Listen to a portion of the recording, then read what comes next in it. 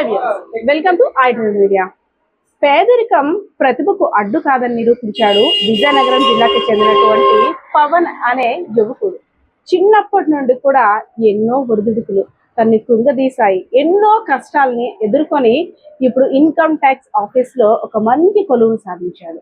So చిన్నప్పుడు తను ఎదుర్కొంటున్న బాధలు అన్నీ కూడా తెలిస్తే నిజంగా కళ్ళమ్మటి నీళ్ళు వస్తాయి. ఎందుకంటే మంచాన పడి ఉన్న తండ్రికి సేవలు చేయడమే కాకుండా అప్పట్లో వచ్చినటువంటి అనేక ఉద్యోగాలను కూడా తృణప్రాయంగా వదిలేసుకున్నాడు. ఎందుకంటే తల్లిదండ్రులకు మించిన సేవ ఇంకేమీ నాకు అవసరం లేదనుకుని. సో అంత మంచి వ్యక్తి కాబట్టే ఇప్పుడు ఒక మంచి కొలువు కూడా తన్ని అలా వరించిందనే చెప్పుకోవచ్చు. సో ఆ కొలువు ఏంటో, అసలు తను చిన్నప్పటి నుంచి పడ్డ కష్టాలు ఏంటో కూడా అడిగేద్దాం. దానికన్నా ముందు మనం విజువల్ చూసినట్టయితే మన పవన్ మార్నింగ్ టైంలో ఏం వర్క్ చేసేవాడో తెలుసా? కొబ్బరికాయల వ్యాపారం. అంటే కోకోనట్స్ కొట్టి వాటర్ అంటే అమ్మేవాడు అదంతా కూడా. అంతేకాకుండా జ్యూస్ షాప్ పెట్టుకొని ఎండ తాపాన్ని చల్లార్చుకునేందుకు వచ్చిన కస్టమర్స్ కి ఆ జ్యూస్ అన్ని కూడా అమ్మి ఆ వచ్చిన డబ్బులతోని ఫ్యామిలీ మెయింటెనెన్స్ అంతా కూడా చూసుకొని ఆ వచ్చిన కొద్ది మొత్తంలోనే ఇంటికి, అంతేకాకుండా తన చదువు కూడా పెట్టుకొని ఇప్పుడు అందరికీ కూడా స్ఫూర్తిగా నిలుస్తున్నటువంటి పవన్ తో మాట్లాడేద్దాం. Hi Pawan, congratulation. ఏంటి అసలు అంటే చాలా కష్టాలు సినిమాలో కూడా అలా ఉండవేమో అనిపిస్తుంది. నాకు అనిపించింది. మీ ఫాదర్ కి బాగాలేదు, అప్పట్లో కూడా నీకు చాలా జాబ్స్ వచ్చాయంటే కదా. ఎంతమంది మీరు మొత్తం? నాకు ఫస్ట్ ఇద్దరు మేడం, మా సిస్టర్, మా చెల్లి, నేను. చెల్లికి నాన్నకి కిడ్నీ ఫెయిల్ అవ్వగానే చెల్లికి మ్యారేజ్ చేసేసాం 18 years లో. తనకి డిగ్రీ సెకండ్ ఇయర్ స్టార్టింగ్ లో చేసేసాం. ఇంకా అప్పటి నుంచి ఇంకా నా ఇంటర్ అప్పుడే అయింది. నా ఇంటర్ అయ్యి డిగ్రీ నేను కూడా చేద్దాం అనే టైంలో డిఫెన్స్ వైపు నాన్నగారు వెళ్ళిపోమన్నారు. డిఫెన్స్ అయితేనే నీకు వేగంగా జాబ్ వస్తుంది, ఇంకా వేరేదైతే ఇప్పుడు వచ్చేలా లేదనేసి నేను అప్పుడు నాన్నగారు దూరంగా పంపించి వైజాగ్ లో రూమ్ లో ఉంచి చదివించడం జరిగింది. కానీ అప్పుడులో స్టార్టింగ్ లోనే వెంటనే రాలేదు. ఒక 1 year తీసుకున్నాక నాకు నేవీలో వచ్చింది జాబ్. కానీ అప్పటికే నాన్నగారికి కిడ్నీ ఫెయిల్ అయిపోవడం, నాన్నగారిని చూసుకోవడానికి ఎవరు లేకపోవడం చాలా ఇబ్బంది అయిపోయింది. తనకి సికిల్ సెల్ ఎంఎన్ఏ కూడా ఉండడం వల్ల బ్లడ్ కూడా తనకి ఫామ్ అయ్యేది కాదు. సో చాలా ఇబ్బందులు పడిపోయింది నాన్నను చూసుకున్నప్పుడే. యాక్చువల్లీ చిన్నప్పటి నుండి కూడా గవర్నమెంట్ కొలువు అనేది ఒక మంచి ఎయిమ్ అనమాట, గోల్ ప్రతి ఒక్కరు కూడా.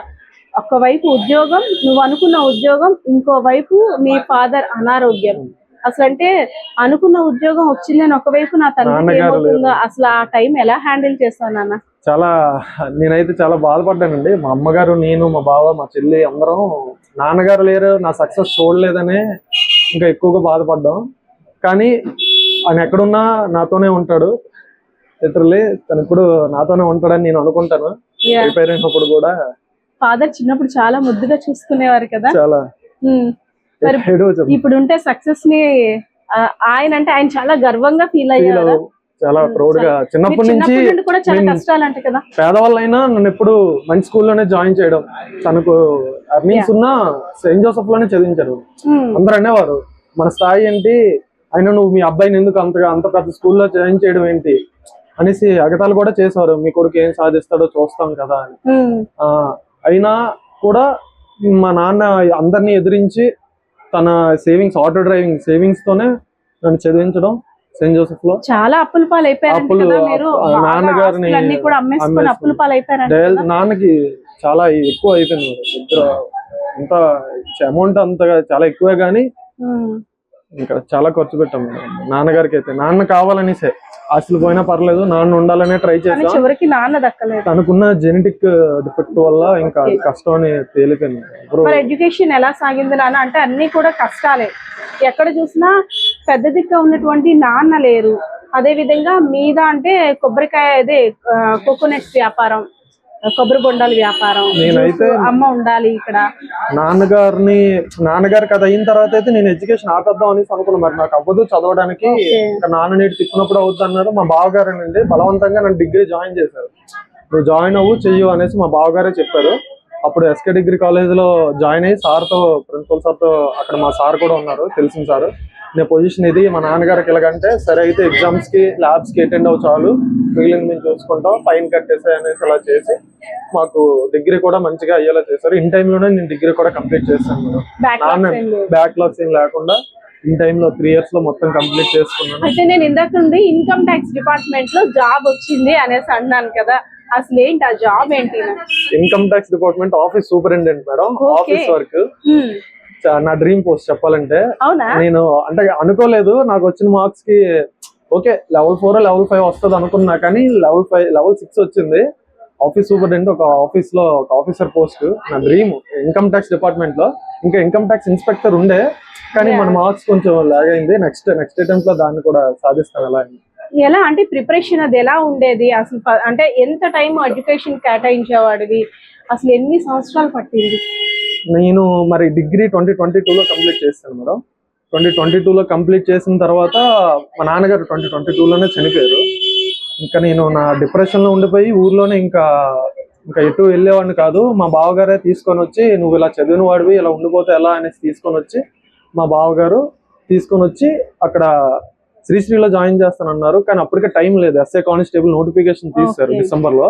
టైం లేకపోతే నేను చందన్ లాజిక్స్ లో ఆన్లైన్, ఇప్పటికొచ్చి ఎక్కడ నేను ఆఫ్లైన్ తీసుకోలే, ఆన్లైన్ కోచింగ్ లేదు, ఓన్లీ ఆన్లైన్ లోనే వీడియోస్ చూస్తూ ఫస్ట్ చందన్ లాజిక్స్ లో తీసుకున్నా. బేసిక్స్ చెప్తారు అక్కడ అనేసి చందన్ లాజిక్స్ తీసుకున్నా. అక్కడ బేసిక్స్ వచ్చిన తర్వాత ఎస్ఐ అయ్యింది, కానిస్టేబుల్ అయ్యింది. కానీ ఎస్ఐకి నా ఫుల్ ప్లెడ్జ్డ్ గా ఎఫర్ట్స్ ఇచ్చాను, కానీ నాకు ఏజ్ సరిపోలేదు. ఒక 1 month లాగ్ అవడం వల్ల ఈవెంట్స్ అయినవ్వలేదు. ఎస్ఐ ప్రిలిమ్స్ అయిపోయింది. తర్వాత కానిస్టేబుల్ వచ్చిన తర్వాత నేను చాలా లేట్ చేశారు. లాస్ట్ ఇయర్ పంపించారు.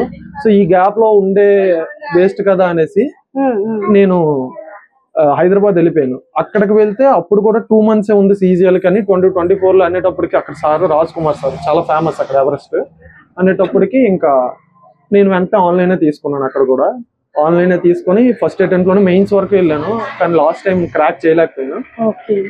ఈసారి మాత్రం ఎలాగైనా క్రాక్ చేయాలని ఇక్కడే అమ్మతో ఉంటూ అమ్మకు సాయం చేస్తూ ఇంకా క్రాక్ చేసాను. అమ్మ నువ్వు అంటే ఈ షాప్ మీదే ఆధారం? అవును మేడం. ఈ షాపు అంటే అప్పులు అయిపోతున్నాయి, చాలా అప్పులు, బ్యాంక్ కట్టాల్సిన వడ్డీలు చాలా ఎక్కువ అయిపోతున్నాయి. నాకు భయం అయ్యేది. నాన్న ఉండేటప్పటి వరకు నాకు ఈ ప్రెషర్ ఉండేది కాదు, తనే చూసుకున్నాడు అంతా. ఒకసారిగా నాన్న లేకపోవడం ఈ ప్రెషర్ ఎక్కువ అయిపోయింది బాగా. తర్వాత అమ్మే డేర్ చేసి ఇంకా తప్పదు, నాకైతే ఇష్టం లేదు మేడం అమ్మ కష్టపడుతూ చూడాలని నా ఆశ. నాన్న అలాగే చూసుకున్నాడు అమ్మని చెల్లిని, నేను అలాగే చూసుకుందామని ఆశపడ్డాను, కానీ దేవుడు లేట్ గా కరుణించాడు. అంటే ఫస్ట్ ఈ జాబ్ వచ్చింది అని తెలియగానే ఆ హ్యాపీయెస్ట్ మూమెంట్ ఎవరితో షేర్ చేసుకున్నాం? మా చెల్లి గారితోనండి.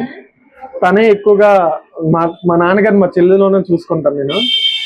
చెల్లికి చెప్తా నాన్నకి చెప్పినట్టు అని ఫీల్ అయ్యా. తనకి చెప్పగానే ఇంకా మాటలు లేవు, తను ఫుల్ గా హ్యాపీనెస్ తో ఆనంద బాష్పాలు ఇచ్చేసింది. నాకు వెంటనే ఇంకా తను హత్తుకొని చెప్పేశాను, అనుకున్న సాధించాను చెల్లి. కానిస్టేబుల్ పోయిన తర్వాత నేనైతే చాలా డిప్రెషన్ లోకి వెళ్ళిపోయా. ఇంకా అదే కొట్టలేకపోయా, ఇంకా మన వల్ల ఏమవుతుందిలే అని అనుకునే టైంలో వీళ్ళందరూ, నా ఫ్యామిలీ కావచ్చు, నా ఫ్రెండ్స్ కావచ్చు, వాళ్ళందరూ నన్ను నమ్మి నీ వల్ల అవుతుందిరా, నీ వల్ల అవుద్ది, నువ్వు చదవగలవు, నువ్వు సాధించగలవు అని వాళ్ళ ప్రోత్సాహంతో విత్ ఇన్ 6 months స్పాన్ లోనే ఇదంతా అయింది. అయితే ఇప్పుడు జాయినింగ్ జూన్ లో ఉంటది అంటున్నారు. ఈ 17th బెంగళూరు వెళ్ళి స్లాట్ సెలక్షన్ ఇచ్చారు. సో అది బుక్ చేసుకొని తర్వాత నా జోనల్ ప్రిఫరెన్స్ ఇచ్చుకోవాలి. జోనల్ ప్రిఫరెన్స్ ఇచ్చేసిన తర్వాత నెక్స్ట్ మంత్ డాక్యుమెంట్ వెరిఫికేషన్ ఉంటది. అది అయిన తర్వాతే మనకి రాసేటప్పుడు క్వశ్చన్ పేపర్ టఫ్ గా ఉంది అనిపిస్తుందా? మెయిన్స్ ప్రిలిమ్స్ జిఎస్ టఫ్ గా ఉంది మేడం. మెయిన్స్ వచ్చేటప్పటికి కూడా టఫ్ గానే ఇచ్చారు. నేను ఒక మోడల్ ప్రిపేర్ అయ్యేలా సడన్ గా వాళ్ళొక మోడల్ మార్చేశారు. ముందు ఎస్ఎస్సి ఎడ్యుక్యూటీ అనేసి కొత్తగా తెచ్చింది, కానీ వాళ్ళు సడన్ గా మెయిన్స్ కి టీసీఎస్ పేపర్ ఇచ్చేసారు. నేను అక్కడ కొంచెం డౌన్ అయ్యా. ఎడ్యుక్యూటీ ఇచ్చుంటే మాత్రం ఇంకొంచెం అనుకునే సాధించేవాడిని, level 7 లో వచ్చేదేమో అనిపించింది. కానీ ఇప్పుడైనా పర్లేదు, చాలా హ్యాపీ మేడం. అయితే నీ సక్సెస్ ని ఎవరికి డెడికేట్ చేస్తున్నావు కదా? మా ఫాదర్కే మేడం, అబ్సల్యూట్లీ మా ఫాదరే. తను నా కోసం చేసిన త్యాగాలు అంతేంత కాదు. నేను ఎప్పటికీ ఏం చేసినా తన రుణం అయితే నేను తీర్చుకోలేను. మా ఫాదర్ గారి రుణం. ఫ్యామిలీ కోసం తను సర్వస్వం త్యాగం చేస్తారు. తల్లిదండ్రుల్ని అంటే ఆస్తులు తీసుకొని బయటికి పంపించేసిన కొడుకుల్ని చూస్తున్నాం. అదే విధంగా తల్లిదండ్రుల్ని ప్రేమతో వారి యొక్క ప్రేమను స్వీకరించడమే కాదు, వారి యొక్క కళల్ని మా కళల కింద కూడా చూసుకొని సాకారం చేయాలని ఇలాంటి పిల్లల్ని కూడా చూస్తున్నాం. ఎందుకు ఏడుస్తున్నావు? మీ ఫాదర్ అయితే మాత్రం చాలా హ్యాపీగా ఉండుంటారు పైన, అవునా? కంట్రోల్. మీ ఫాదర్ మీ చెల్లి రూపంలోనే ఉన్నారు కదా, అవునా? కంట్రోల్ నాన్న. Yes, Pawan success and inspirational story ఇది. సో పవన్ అయితే మాత్రం చాలా ఎమోషన్ అయిపోతున్నాడు, ఎందుకంటే చిన్నప్పటి నుండి కూడా వాళ్ళ ఫాదర్ పడ్డ కష్టాలు, హెల్త్ విషయంలో వాళ్ళు ఫేస్ చేసిన ప్రాబ్లమ్స్, అప్పులకి వడ్డీలు కట్టలేక ఇప్పటికి కూడా ఎంత సతమతం అయిపోతున్నారో కేవలం ఆ ఫ్యామిలీ మెంబర్స్కే తెలుసు. సో అలాంటి టైంలో ఇలాంటి జాబ్ సక్సెస్ కన్నా నా ఫాదర్ నా పక్కన లేరు అనే బాధ తనైతే మాత్రం వెంటాడుతుంది. అదే విధంగా పవన్ యొక్క మదర్ ని కూడా మనం ఇంటర్వ్యూ చేయాలి. పవన్ వాళ్ళ మదర్ ని ఫస్ట్ మనం విష్ చేయాలి. కంగ్రాట్స్ అమ్మా, ఎందుకంటే మీ అబ్బాయి విజయం సాధించాడంటే తను చెప్తుంటే తన ఎమోషన్ అంతా కూడా అర్థమైంది. మీ హస్బెండ్ చనిపోయినప్పుడు ఎన్ని బాధలు పడ్డారో, అప్పుడు తనకి నేవీలో జాబ్ వచ్చినా సరే, అంటే ఓ పక్క తను చిన్నప్పటి నుండి కలగనటువంటి నేవీలో జాబ్, ఇంకో పక్క వాళ్ళ ఫాదర్ హెల్త్ కండిషన్, కానీ వాళ్ళ ఫాదర్ కి ప్రిఫరెన్స్ ఇచ్చాడు. నిజంగా అది మంచి ఆలోచన కూడా. సో సక్సెస్ అనేది ఎలా అయినా వరిస్తుంది, కానీ నా తండ్రి నా నాన్న నేను చూసుకోలేకపోయిన బాధ జీవితాంతం కూడా వెంటాడుతుంది. సో ఏంటి పవన్ గురించి ఏం చెప్తారు? చాలా కామ్ గా డీసెంట్ బాయ్ లా కనిపిస్తున్నాడు, నిజమేనా? కాముగా ఉంటారండి. అక్కడ కూర్చుంది అక్కడ ఎవరితో మాట్లాడతారు పెద్దగా. మరి ఇంత కామ్గా ఉండేవాడు కొబ్బరి బొండాలు కస కొట్టేస్తున్నా. ఇంటికి వచ్చినా సరే అలా మరి ఊర్లోకి వెళ్ళరా నాన్న, ఎవరితో అడతో మాట్లాడుకో, అలా సరదాగా అందరూ చేయి రారా అని సరే. ఇంట్లో నీవమ్మా, నేను బయటికి వెళ్ళబుద్దేదమ్మా, ఇంట్లో ఉంటారు అలాగా. ఇంకా ఇంపార్టెంట్ ఇష్యూ ఏంటంటే 3 సంవత్సరాలు బట్టి సెల్లో రీఛార్జ్ చేసుకోలేదు.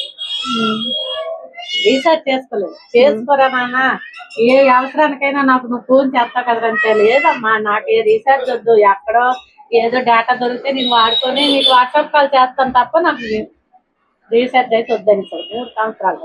మీ హస్బెండ్ అదే వాళ్ళ ఫాదర్ కింద కూడా తను బాగా సర్వీస్ ఇచ్చాడంట కదా.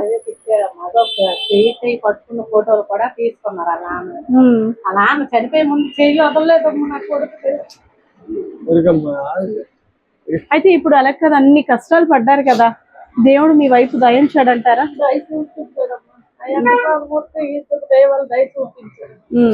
దేవుడు మా అందరూ ఉన్నాడు. అప్పుడు పెళ్ళైన పక్కలో మమ్మల్ని పువ్వులా చూసేవాడు. అతను చనిపోయిన తర్వాత మేము ఒక అనాథలం అయిపోయాము. మా అనాథలు కారణం నా కూతురే. అక్కడ ఒంటరిగా ఉంటున్నావు, పాడైపోతాను, నీ ఆరోగ్యం పోతుందమ్మా అని తీసుకొచ్చారు ఇద్దరు ఇక్కడికి. సరే, ఇప్పుడు మంచి ఆఫీసర్ అయిపోయాడు కదా, కొడుకుని ఏం గిఫ్ట్ అడిగారు? ఫస్ట్ జీతంతో ఏం కొనమని అడిగారు? ఏం పనొద్దమ్మా, దేవుడికి మొక్కులు మొక్కులు అని తీర్చితే చాలు. అవునా, చాలా మొక్కులు మొక్కేసినట్టున్నారు. అంతే. ఎస్, మధ్య తరగతి కుటుంబీకుల యొక్క ఎమోషన్స్ ఇవన్నీ కూడా ఆ మదర్ కి తెలుసు. ఓ పక్క హస్బెండ్ యొక్క హెల్త్ కండిషన్, ఇంకో పక్క తన కొడుకు జీవితంలో సాధించాలని కళ్ళ కంటున్నటువంటి ఉద్యోగం. రెండిట్లో 2 కళ్ళల్లో ఏ కన్ను కావాలంటే ఎంత కష్టమో ఆ సిచ్యువేషన్ హ్యాండిల్ చేయడం కూడా అంతే కష్టం. ఆ టైంలో తను తీసుకున్న నిర్ణయం, ఎవరైతే పవన్ మనం ఇప్పుడు మాట్లాడుకుంటున్నాం కదా, హీరో పవన్ ఉన్నాడో, తను తీసుకున్న నిర్ణయం నిజంగా అభినందనాయకం. ఎందుకంటే ఉద్యోగం ఇది కాకపోతే ఇంకోటి వస్తుంది, నా తండ్రికి నేను తప్పితే ఇంకెవరూ లేరు సేవ చేయడానికని ఆ టైంలో తన ఫాదర్ కోసం ఉద్యోగాన్ని సాక్రిఫైస్ చేశాడు. సో కానీ అదృష్టం మళ్ళీ ఇన్కమ్ ట్యాక్స్ ఆఫీసర్ రూపంలో తన్ని భరించింది. సో ఇంకేముంది చెప్పండి, ప్రస్తుతం ఉన్న యూత్ అంతా కూడా దీన్ని చూసి చాలా నేర్చుకోవాలి. ఎందుకంటే పొద్దున్న ఇక్కడికి వచ్చి షాప్లో కష్టపడి ఈవెన్ మొబైల్లో కూడా రీఛార్జ్ లేకుండానే అక్కడ ఇక్కడ డేటా కనెక్షన్ వైఫై ద్వారా లెసన్స్ అన్ని కూడా నేర్చుకొని తను అనుకున్న గోల్ని రీచ్ అయ్యాడు. పొద్దున్న కొబ్బరి బొండాల వ్యాపారం, అదేవిధంగా జ్యూస్ షాప్ లో కూడా తను ఎలా వర్క్ చేస్తున్నాడో మనం చూస్తున్నాం. తల్లికి అంటే తను తప్పితే తల్లికి ఇంకెవరూ లేరు, నేను మా నాన్నకన్నా బాగా చూసుకోవాలని ఆశయం ఒకటి, ఇన్ని హ్యాండిల్ చేస్తున్నటువంటి పవన్ ఇప్పుడు అందరికి కూడా ఇన్స్పిరేషన్ అనే చెప్పుకోవాలి. సో వ్యూయర్స్ చూసారు కదా పవన్ యొక్క success and inspirational story. So మీ ఆలోచనలు కూడా కామెంట్ సెక్షన్ లో కామెంట్ చేయండి. అండ్ ఆల్ ద బెస్ట్, మీ గోల్ రీచ్ అవ్వాలి, ఇంకా ఇంకా ఇంకా నీకు మంచి పొజిషన్ లోకి వెళ్ళాలి, అందరికీ కూడా ఆదర్శంగా నిలవాలి.